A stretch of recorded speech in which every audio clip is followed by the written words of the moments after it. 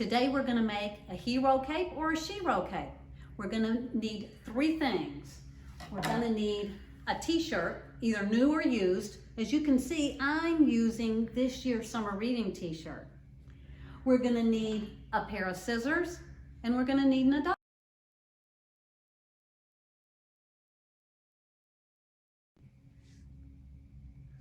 As you can see, I'm wearing my shero cape.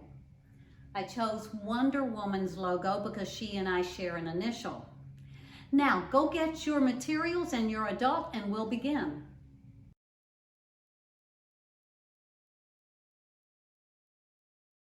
All right, first we're gonna put our t-shirt down on the table and smooth it out.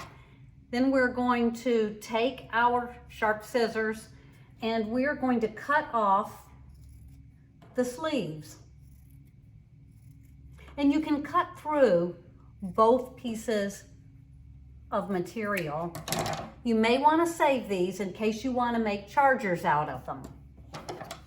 Let's cut off this one.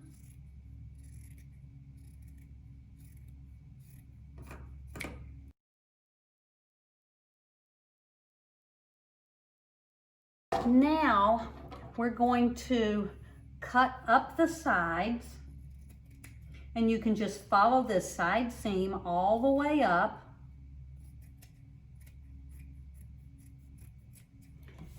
And you notice that I'm opening it up. We're going to cut across the shoulder seam in front of it and stop at the neckline. And then we will cut around the neckline underneath it because we don't want to cut through the neckline. If we do, we won't have a place to hold our shero cape around our neck. So we cut it up to the top of the shoulder seam and cut it across. Now you can see it's beginning to look like a shero cape, but I still have one more seam to cut, and that would be this one. And so we'll cut this one up the side.